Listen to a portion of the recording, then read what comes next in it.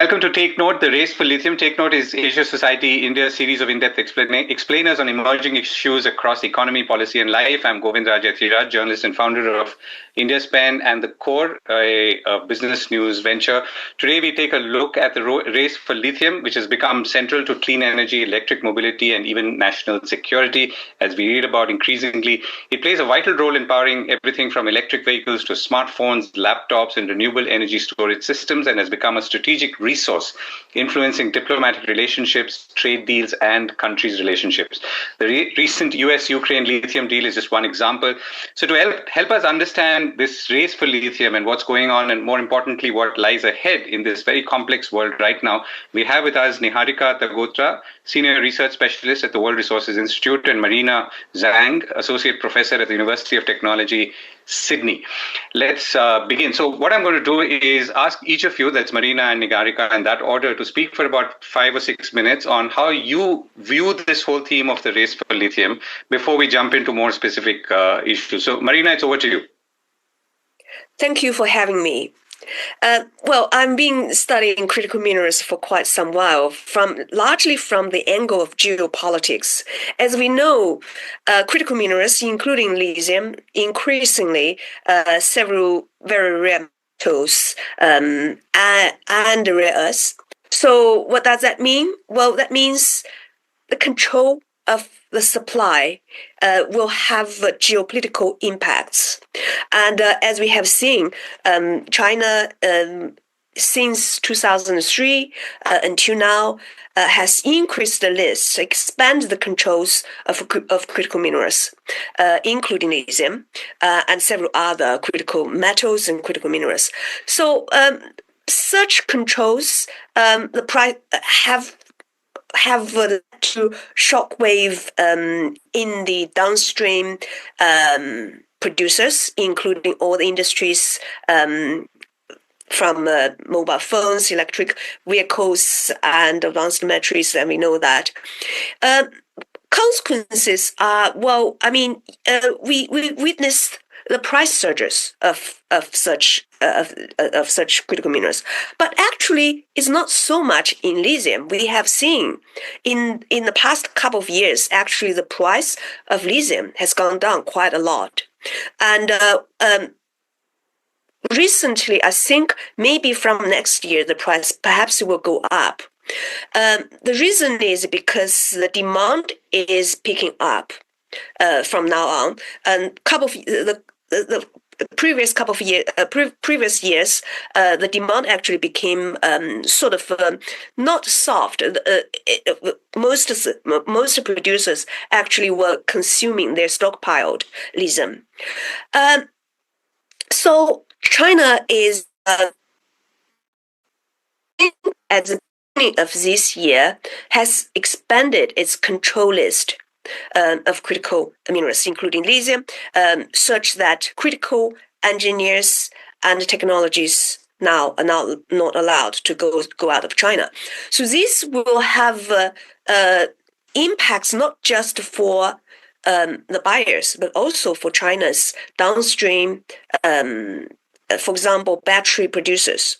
So if China doesn't allow its engineers and technologists to be exported to destinations where the battery manufacturers such as BYD and CATL, when China starts to control the exports of technologies, including top critical engineers in lithium,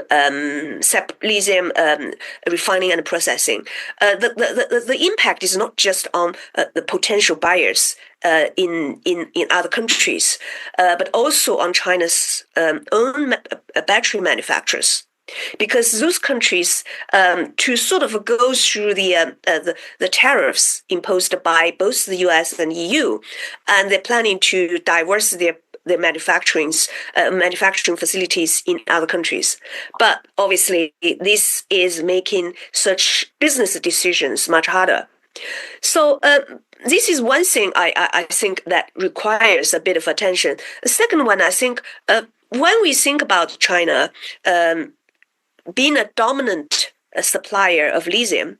Actually, China controls largely the refining and processing of lithium. But China actually faces its own vulnerability in the supply chain, as China relies, as we know, imports of lithium from other countries, including Australia. In fact, Australia is perhaps the largest lithium producer in the world, and China has also relied on imports from Latin America. We know the lithium triangle in Latin America, and extracting lithium actually is energy intensive business. So countries in Latin America, they actually sort of start to push back. And Australia has always, been the ally of the United States.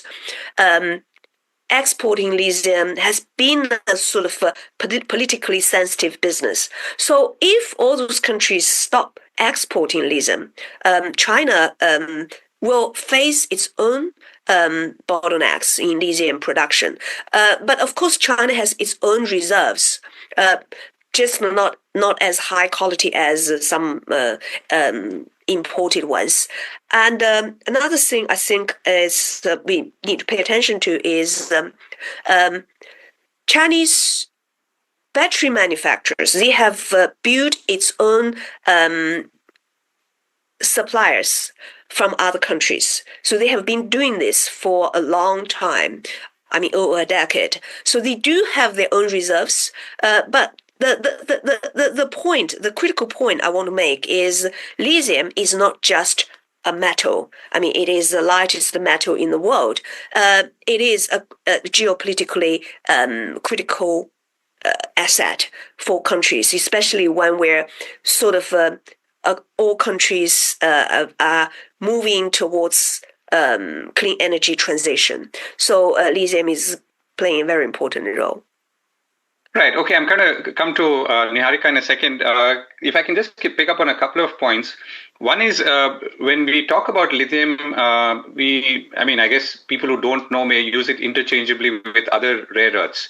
So, for example, a lot of discussion around electric vehicles has been around magnets and neodymium. So, how are you allocating the priority or the importance of these minerals? Lithium versus, let's say, the magnets, because all the car manufacturers have been talking about that, or other rare earth minerals. A couple of years ago, lithium was on the top of the list, and I think most countries adopted this strategic stockpiling method. So it seems. Lithium is not that, it's not on the first priority, I would say. And you can see this from the commodity market of the lithium price. So I think, if I may say, obviously magnets are on the list, and we know that. And that is being used as a weapon, I would say in the negotiations with the US. And we see Donald Trump use his social media and said, well, we got the deal. But do we got the deal? Well, I don't know. China can sort of tighten or relax the control quite easily for several reasons, not just because China is the dominant supplier. And by doing so, China doesn't really face any protests as other countries may face. So it's easier for China to sort of use such leverage, just, in the name of national security, in the name of environmental protection, you can just name it. So I think magnets and several other critical metals, critical minerals are perhaps more important, largely because they are more critical in defense use. So that's where China is targeting at the moment. Right, and you also said that lithium prices could go up later, but I'll come back to that. Niharika, it's over to you. Thanks, Govind. Thanks, Marina. I think from at my end, I primarily work on critical minerals, but from the point of view of energy transition and international trade. In fact, I've been looking at the international trading aspects of critical minerals quite closely. And, the perspective that I'd like to offer here is that when you look at the ecosystem around critical minerals, especially the global ecosystem around critical minerals, there are these two sort of blocks that emerge, which we call the core block and the periphery block. And right now, I think we are just heavily focused on the concerns of the core block, but nobody's talking about the peripheral countries. So nobody's talking about, say, Chile or Brazil or Argentina or, all of these countries which are supplying lithium, or nobody's talking about countries in the Southeast Asia, which are huge suppliers of, say, metals like cobalt, nickel, and this is where the international trading regime is brought into the focus, where our research sort of reveals that the problem might just not be restricted to the fact that there is a monopoly of one particular country over the processing of these minerals, but it also might have to do with the fact that the international trading regime around these minerals is extremely complex. It's very convoluted. It's not transparent at all, and that is what as countries from the global north and the south need to come together to work on. We all know that the fact that all of these countries have announced their net zero targets.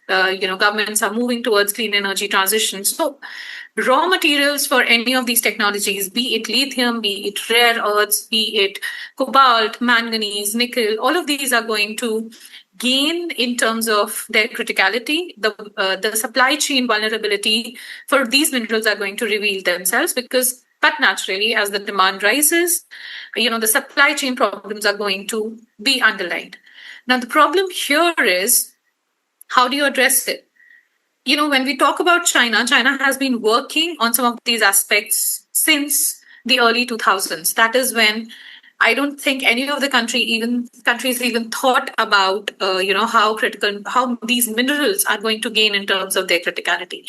So that was a very forward-looking, very, very forward-thinking process, in terms of how the Chinese government thinks about the future. But now that we are here, what do we do about it? I offer, a perspective from, say, countries of the global south. Some of these countries, in fact, most of these countries are the largest producers of these minerals, but they don't process these minerals. They don't participate in the production of some of these technologies. And hence, there is an extreme commodity dependence that comes for some of these countries.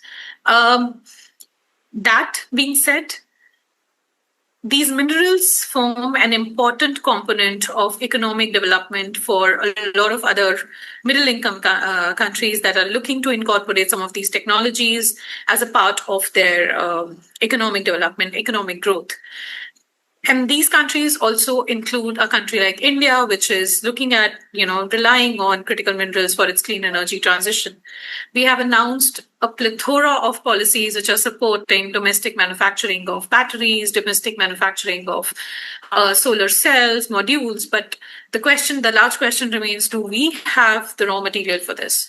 In recent news, we saw that there have been export restrictions that have been placed on rare earths, which is impacting, the manufacturing of some of these key technologies within India. So you have, the groups of manufacturers, industrialists going up to the government, telling them that the supply chain shortages are creating manufacturing shortages within the country. The solution perhaps lies in the fact that we need to sort of unpack how the international trading regime around critical minerals work. So do we have markets for critical minerals? The fundamental question is that. How does the trade around critical minerals happen? As of now, while these minerals are nationally owned, they are being mined, they are being processed, they are being converted into technologies by some of the private companies, largest private conglomerates from countries like China, US. They are in these countries mining these minerals and using them for domestic purposes. So 80% of these minerals are mined and processed through long-term contracts. Only 20% of these minerals are traded on spot markets. When only 20% are traded on spot markets, the amount of the level of transparency around their trade is nearly negligible. There is if a mineral is mined at, say, $8 per ton, but is sold at, say, $80 per ton. So there is a 10 times escalation in prices. Where is that escalation coming from? How much of that money is going to some of these, these countries that are the original producers of these minerals? So I think this is something which, as a country, India needs to really bring its focus on to sort of try and understand, where do these supply chains originate? How are they, transversing the entire, the entire globe? And where are these minerals then ending up? So that we can find areas where there is an opportunity for us. We have started the Kabil joint venture, but how much of it is actually focused on supply chain diversification, how much of it is actually focused on, bringing in price transparency, bringing in contract transparency. So all of those aspects are something that, as this middle income country that is looking at, incorporating these minerals for the production of some of these technologies, these are the aspects that I think we need to focus on. Right, thanks for that. So if I can just go back to one of the points you made earlier. So you talked about cobalt, manganese, and nickel. So, and are you saying that when we think about the rare earth supply challenge, we should be thinking about all of these minerals together and not just, for example, lithium or magnets or magnet-linked rare earths that I was alluding to earlier? Absolutely. In fact, if you look at the mineral composition of, electric vehicles, or battery energy storage systems, or solar panels, or modules, there are groups of metals and minerals which are used, in some of these technologies. These are not just limited to lithium, or these are not just limited to rare earths, but there is a huge amount of cobalt that goes into, the manufacturing of these technologies. Copper, a huge and very important. Are we seeing? Are we seeing similar supply challenges in these areas as well? Yes, we are. Okay. Yes, we are. For manganese, for nickel, all of these, the International Energy Agency, in fact, defines, a group of, say, 20 odd minerals as critical. For India itself, we have defined 30 group of minerals as critical. Right. So let me supplement that question. What I mean is there a supply challenge in the geopolitical context that we are talking about in the last, few months? There is. Okay. And it, for each country, it differs because, say, for India, supply of graphite is not a challenge because we domestically produce it, so we don't need to import it. But for a country like, for Europe, supply of graphite may be a challenge. In fact, for Europe, copper supply is a challenge. So they have this entire, ecosystem around copper recycling that's going on, where they want to reduce, primary dependence on a metal like copper. So right. For us, that might not be a challenge, but, how we define critical minerals depends, it differs from one country to another. Got it. Marina, let me come back to you. So just to, clearly define the mining of the minerals, the processing of it, and then obviously the export of it. So I know, for example, that some of the processing of rare earths that happens in China is imported even from countries like India, because we don't have the processing capacity or as much processing capacity. And you've talked about Australia, which is much bigger in any case. So can you draw that map for us today in terms of, again, if you were to look at the top 3 or 4 rare earths, including lithium, how does it look like? I mean, I know China is 90% of processing, but if we were to see or start seeing shifts, how could that move, as in the processing followed by, let's say, the mining and so on? Well, China's dominance is really in the processing technologies.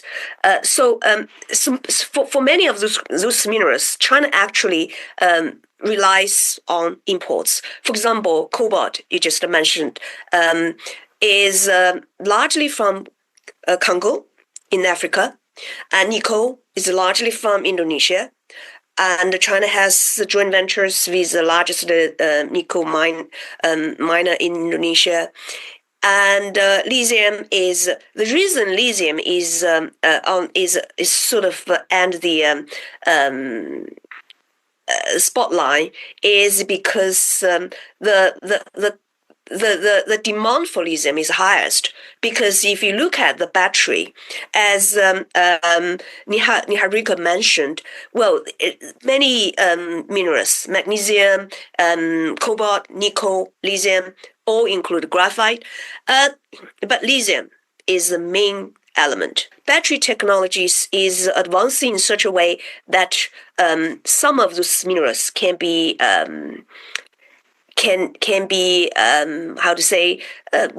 you don't need to use them, so you can find alternatives, and the quality of the batteries in terms of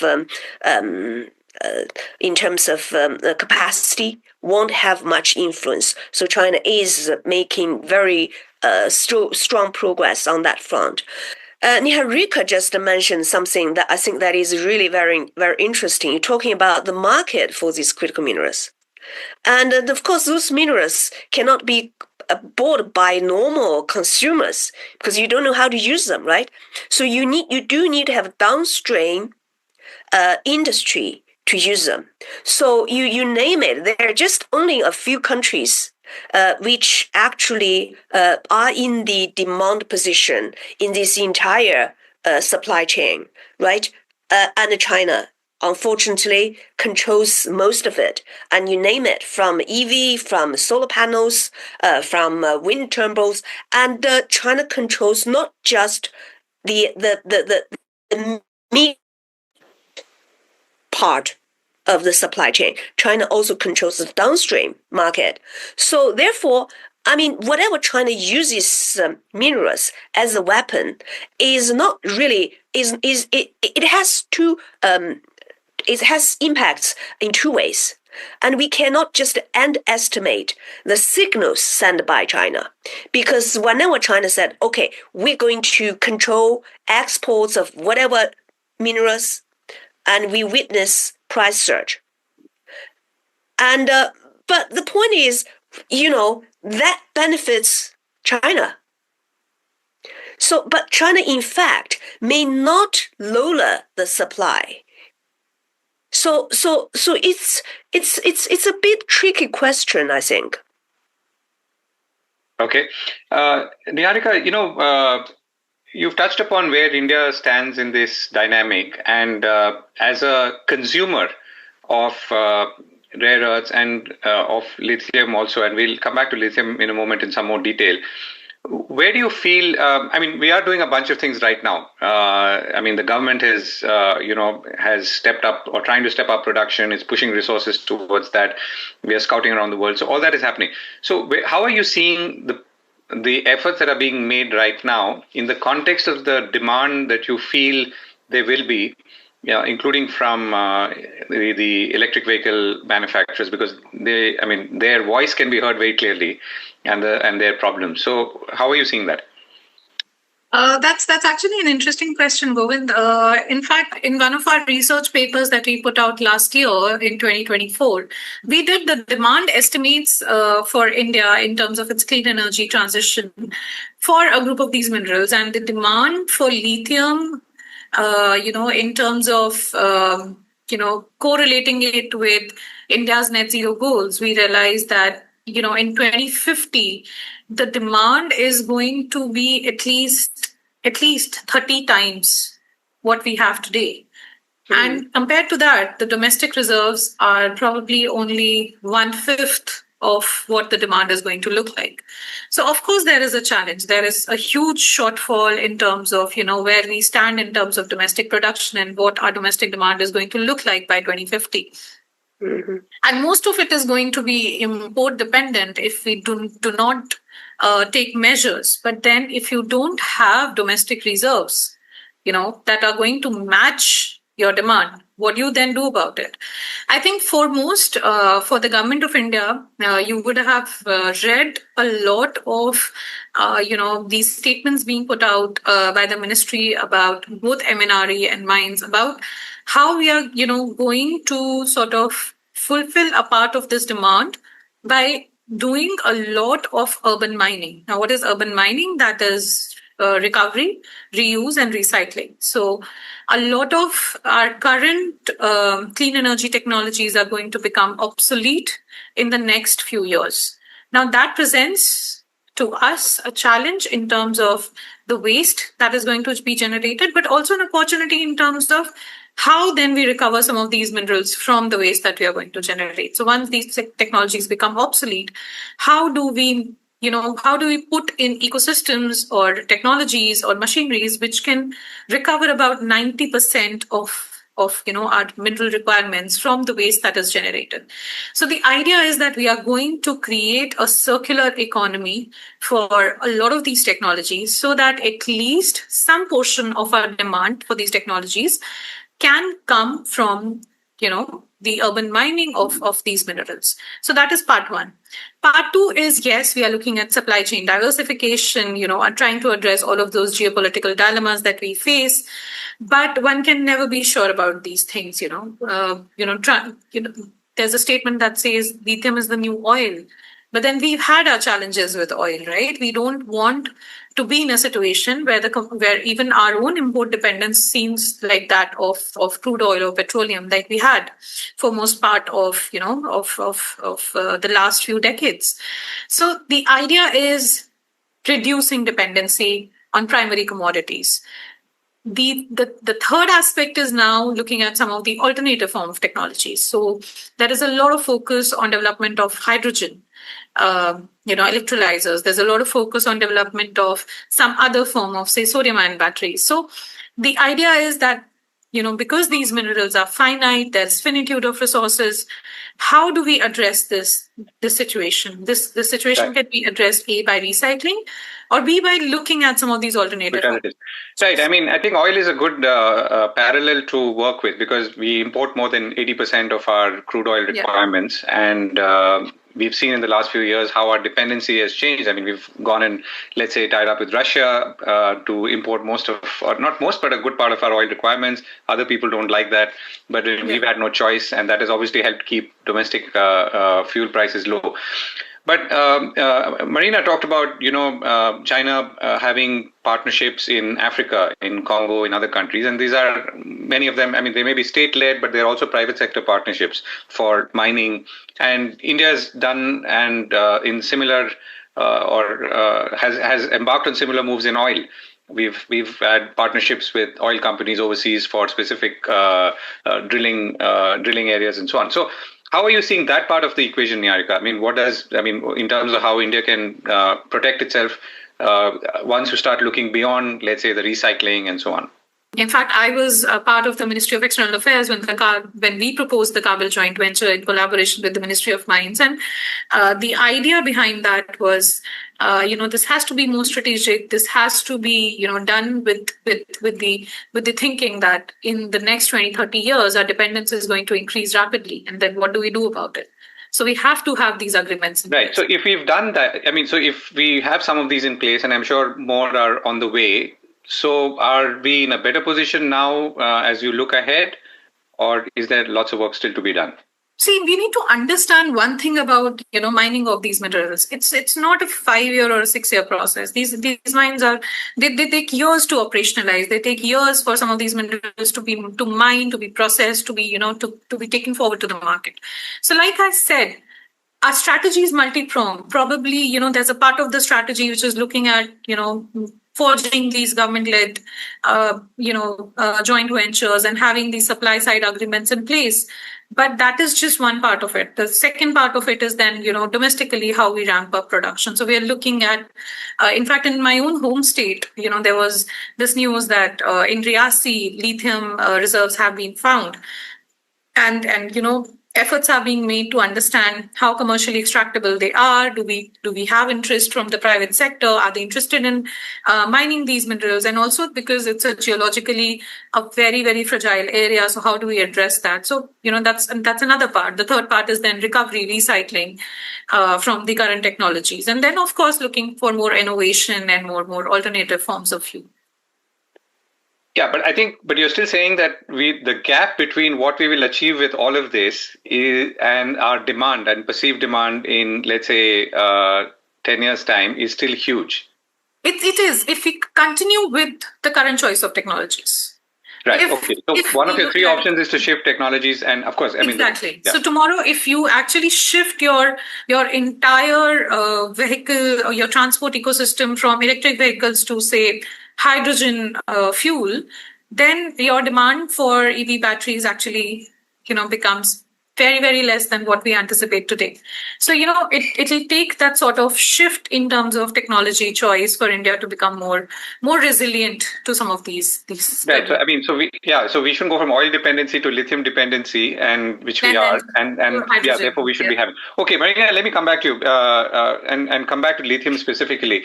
So tell us a little more about how the demand supply situation looks like right now, because it did sound like you said there seems to be a surplus, which is why prices are down and things could change. Since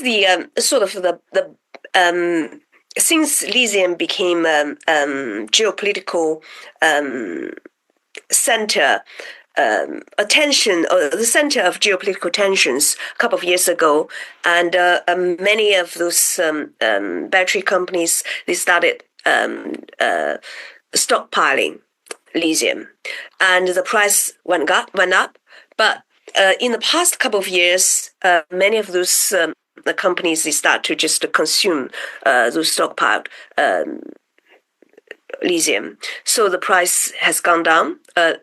But as you know, China is still selling a lot of EVs, and now I think the new statistic is more than 40% of the new cars are EVs.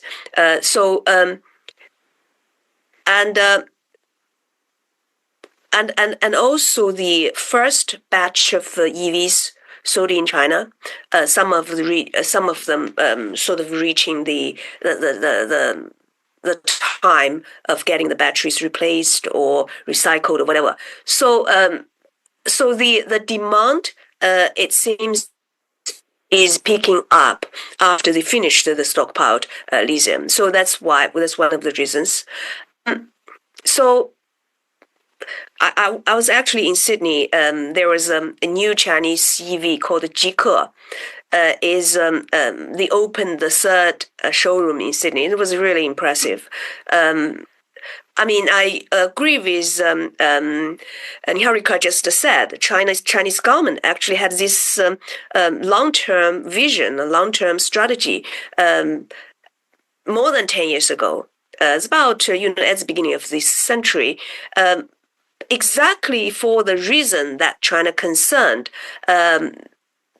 its reliance on imported oil was over 2/3 of its oil production, oil consumption. So they considered that was beyond the sort of safety threshold. So the government started to develop EV, and of course lithium ion batteries exactly at that time for that reason. If you look at, I like the idea you mentioned, ecosystem. If you look at the case in China, and then of course around 2010, China started to produce its own smartphones. And China started to produce a lot of lithium-ion batteries for mobile phones. And BYD was a battery manufacturer for mobile phones. So the same technology just sort of transferred to batteries for EVs. So this industry development was not really, you cannot have miracle like that overnight. It takes a long time and takes a lot of coordination from the central government to local governments across different industry sectors. So if without such geopolitical tensions, what China has developed could be a technology that could be transferred overseas, just like what China imported technologies from Germany, from Japan, from the US for its own internal combustion vehicles. China didn't have its own technology. But when the table turned around this time, and Chinese technologies are considered, well, a national security threat. And China, on the other hand, well, thought, okay, we don't want to even export our technologies. You see, it's really, in the end, as I said at the beginning, lithiums, doesn't matter, it's lithium, cobalt, nickel, magnesium, they used to be just, items on the commodity markets. Now, they're not. They're supply, demand. Everything is determined by geopolitical dynamics. So this is really pretty bad. I mean, those critical minerals, of course, they have very strong use in enhancing a nation's military strength. But also, the first of all, I mean, when we decided to develop lithium batteries, the purpose was for finding alternative energy. And the purpose should be used for clean energy transition because we are facing this climate challenge. But unfortunately, things are changed. But Marina, you did say that, of course, we are in things are heated right now. And yes. And therefore, tempers are running high, threats are being issued, statements are being made. But do you feel that, you said that China is also an interdependent player in the lithium or rare earth supply chain? I mean, because it is importing, it is processing. If other countries start developing their own processing technology, there's more tie-ups, there's more strategic partnerships, and everyone would be racing towards that. China will lose some of its edge in this space. So are you hopeful as you look maybe 6 months ahead or a year ahead that things could even out a little bit, and that'll also make, let's say, the availability of lithium more easier and things could be more calmer? If I look at from the geopolitical perspective and I look at what the weapons or leverage U.S. has against China, obviously that's chips and semiconductor chip making tools and technology.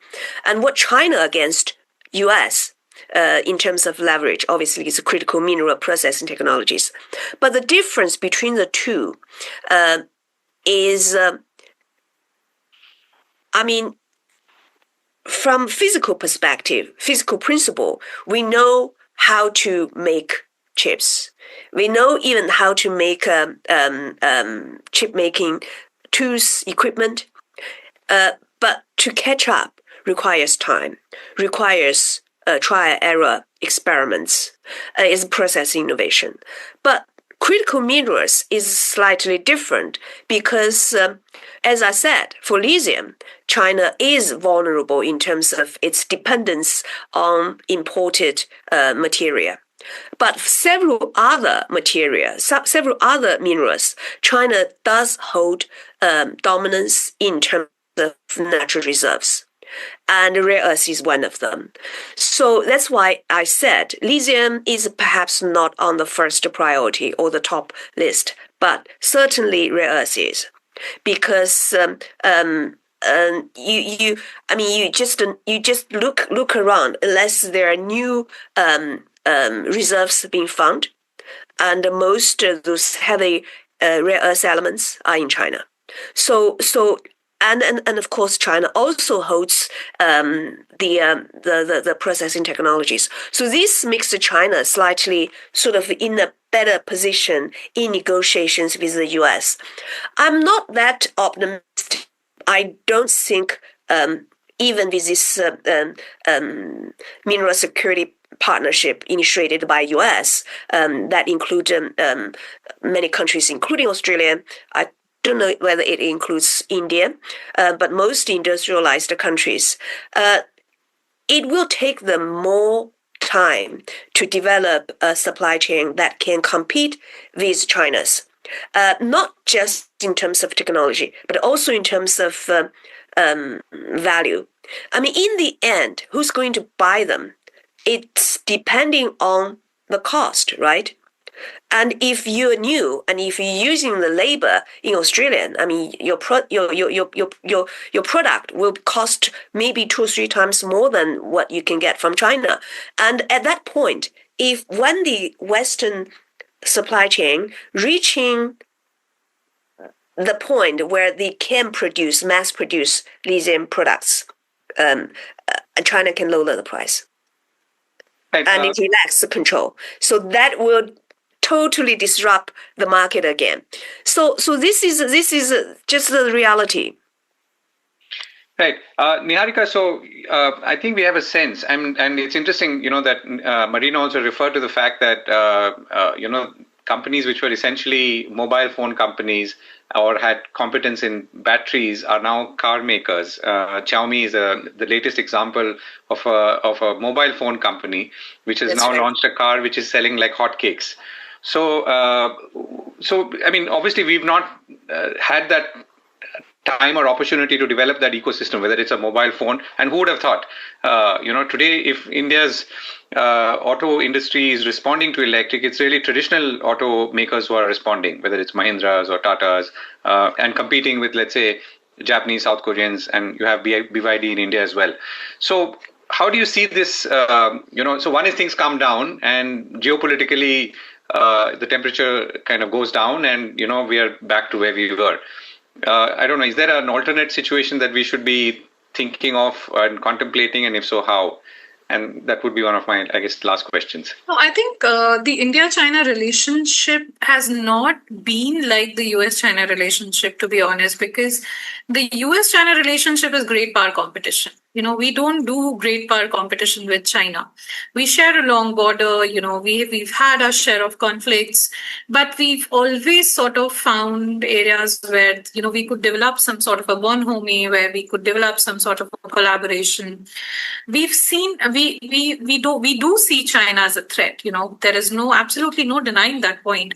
But we also sort of Indian policymakers also realize that, there is no existing without China. When you have those two huge markets in a subcontinent, you cannot eliminate, one huge market and then sort of try and position yourself. We are very clear about that being a realistic, that being a reality. And I think that is how the Indian policy around China has always been. Say, be it strategically, be it economically, we've always found areas of collaboration. And I think even, how US interests change every time the government changes there, we are well aware of how we cannot depend on, one country or one great power, to sort of hedge ourselves against the other.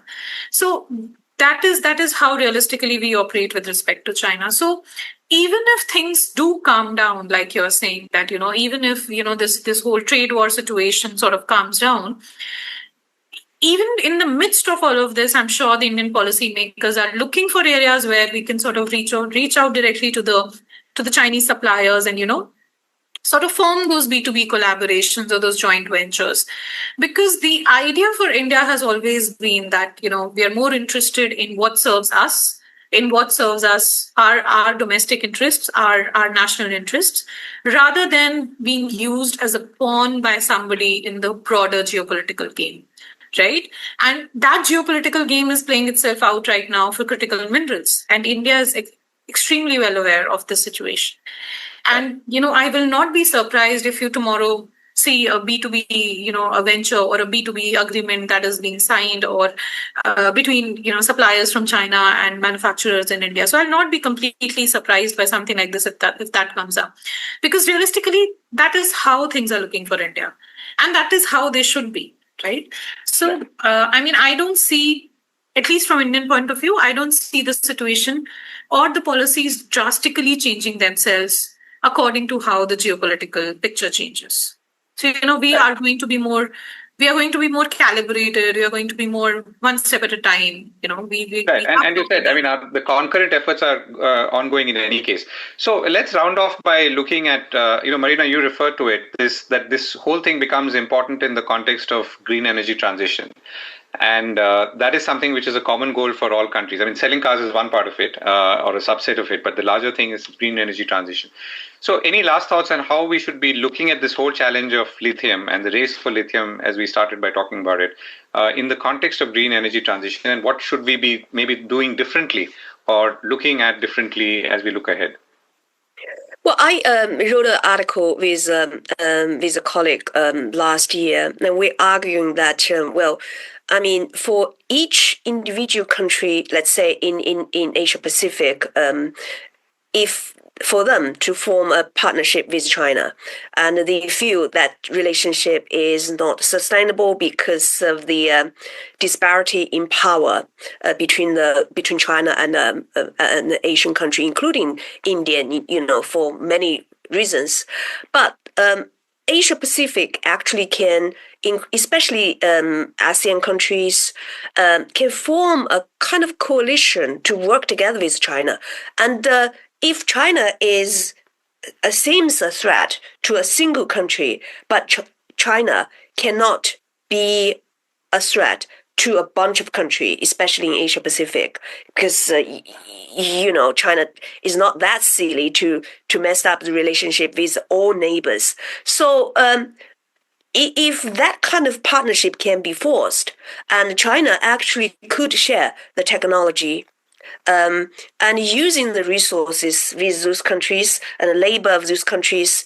And the technology is not just about processing, it's also about building infrastructure, for example, clean electricity, because we know critical mineral is energy consumption, is energy intensive industry, and China has learned a hard lesson to develop technologies, including waste management of mineral processing. So those can be built at least with targeted markets, let's say, not for military usage.